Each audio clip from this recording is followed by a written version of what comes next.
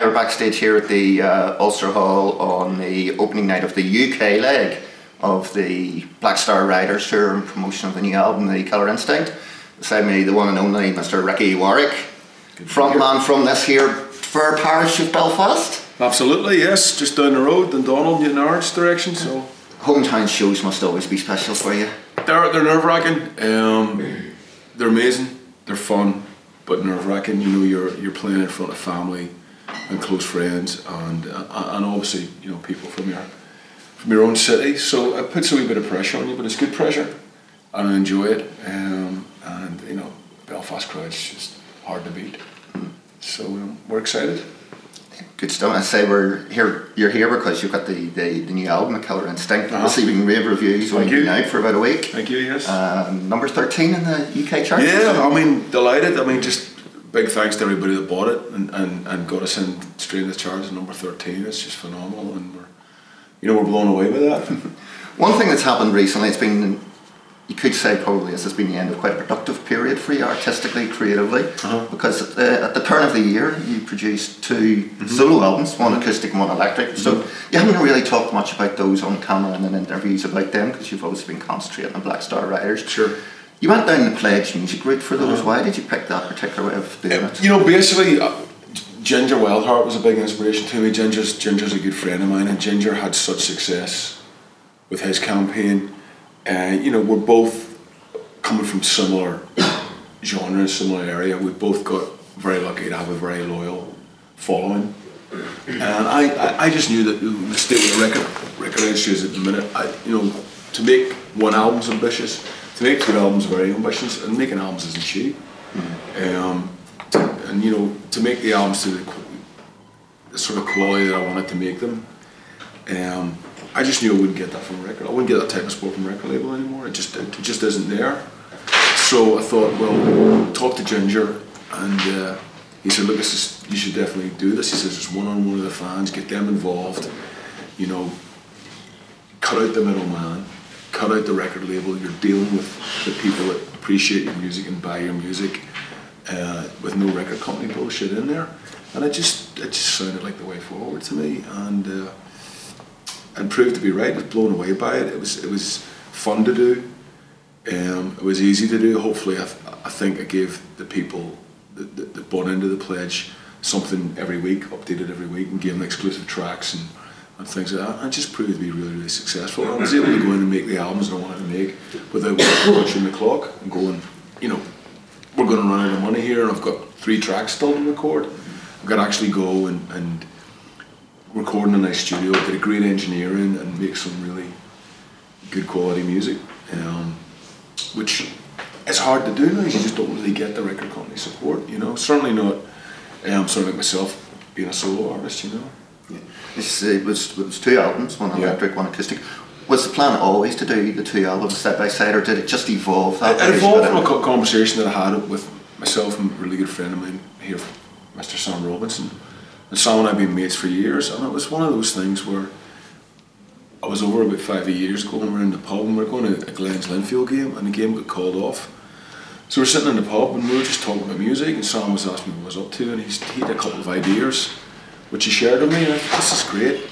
And the two of us just evolved this plan to write these 2 albums, basically about where we were from, East Belfast, and think experiences happened to us growing up, but try and translate that onto a broader horizon so people from all over the world can relate to that as well, and just experiences and stories that his relatives had told him, stories that my relatives had told me.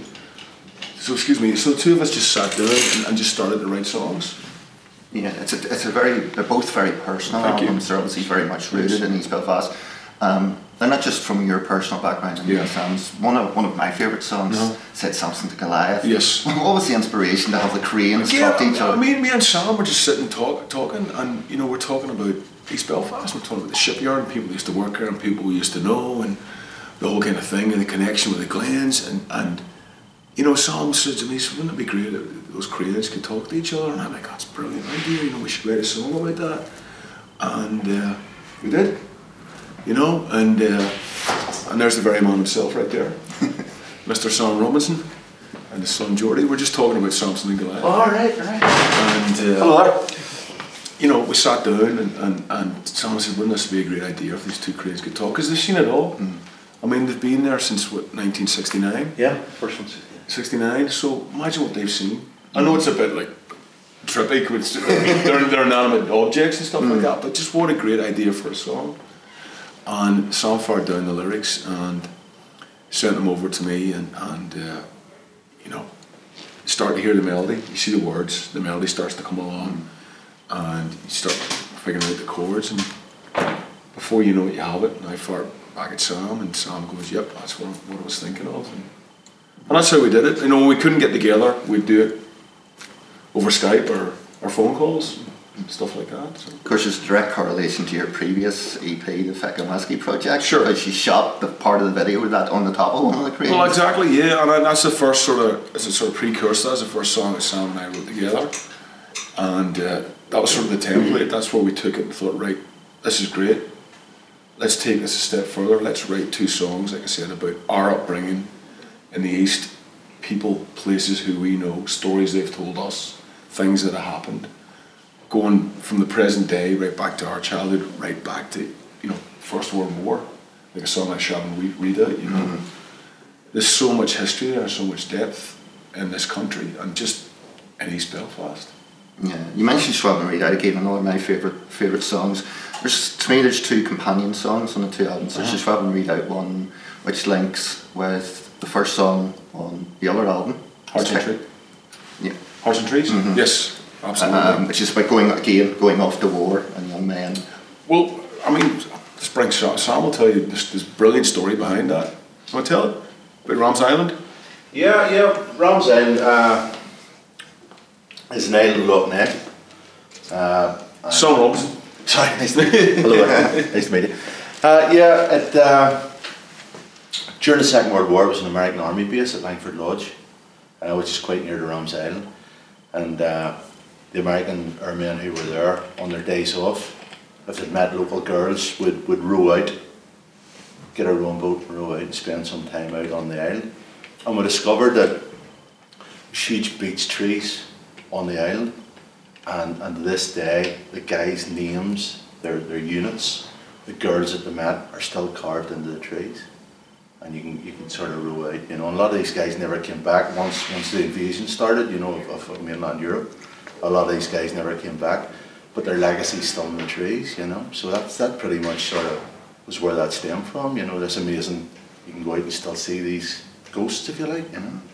It's Schwab Reed Out as well. It's one of a number of songs in which you collaborate on the album, and you collaborated with Jake Burns on that one. Well, Jake sang on it. I mean, Jake didn't write it. We're both big fans of Stiff Little Fingers. I mean, Stiff Little Fingers are the reason that I'm sitting here now talking to you. The reason that I picked up a guitar. You know, I went to see them play in the Ulster Hall when I was 13, 1980, and it changed my life completely. I mean, I wanted to know how you could be up on that stage and make that kind of noise and have people react to it in that way. And so Jake was one of the heroes, like Phil Lynott was.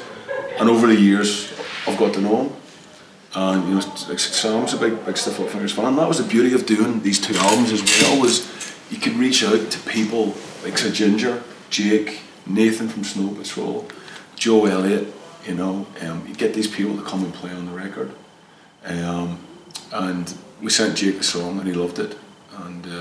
And just thought it'd be great because it's the guy from, you know, Belfast talking to the guy from Dublin, and there's two characters, and you know, get Jake to be one of the characters in the song, and it was a dream come true, you know, to have him on there. It's a natural fit as well. I mean, when you were writing that song, did you automatically think of Jake as the person to sing? Look, I mean, if you told me, you know, 30 years ago that Jake Burns, not only be a mate of mine, but you know, he'd be singing on a song that I was singing on, you know. You mentioned Joe Elliott as well. Hearts and Trees was partially recorded at his. It was all done at his. He did the production, and he sings on it as well. He does. Some backing vocals. He does. Was there ever the temptation to go the whole hog and do a full Ricky Warwick, Joe Elliott? No, because Joe's great that way, and he doesn't really ever push himself onto you that way. It's understated. He's very much about you're going in there to make your record, it's not a Joe Elliott record, as a good producer does. Same with Nick Raskulinecz and Black Star Riders. He's lots of suggestions, and he's lots of arranging suggestions, but that's where it'll end.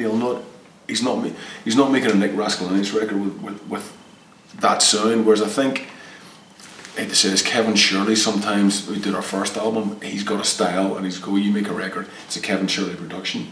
Nick very much becomes part of the band, and I think Joe was the same. Hearts on Trees, he was like, the songs are great, they don't need much on them. I'll just do a few oohs and ahs and a few bit of backing vocals here and there, and that's what he did. You know, I mean, Joe's a great mate, and I'm sure down the road we'll do something. You know.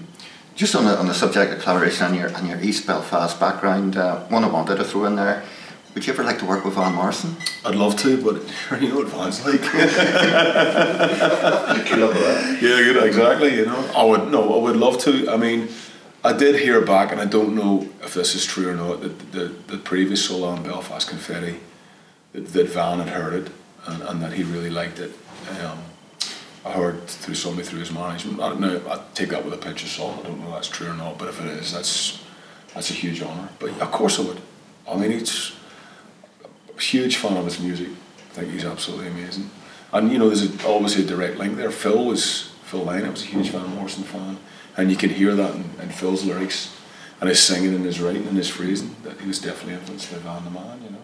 But yeah, it's a good question, I would love to. We're going to go back for a final question on the PledgeMusic aspect. Have you any plans now to release the two albums more widely? Yes, we're actually going to do another Pledge campaign, which is about to go live this week. A lot of people asked about you know, every week I do the cover version song from the Stairwell. So everybody's saying, why don't you record these songs and put them out? So I'm going to do that. Get the people to pick 10 covers that they'd like to hear, record them, and we're going to make you know, Patsy Cline and Hearts and Trees available again. Because a lot of people again said, even though it was a year, said, "Oh, I never knew it was available, and I'd like to get these albums." So they'll be able to pledge on those albums again, and then at the end of the year, we're going to put them out on general release through a label. So you will be able to. They'll be on iTunes, Amazon. Everybody will be able to get a hold of them and do some gigs. I mean, Sam and I are talking about, we like to do some solo acoustic gigs. We had a few at Christmas there, where Sam will get up and tell a story of the song, and we'll play the song, and it worked really well. It's a really nice vibe and nice atmosphere, and that's something I'd like to do again. And then we'd like to do something. I'd do something with a full band, and really rock it up, and you know, play a lot of Patsy, because there's some great rockers on that, you know. Mm-hmm. So yeah, you know, it's you know, time is short, and none of us are getting any younger, and it's just about writing and playing as much as you can and being creative and trying to put the stuff out there and be positive, you know. Great, so. No, Ricky, thank you very much.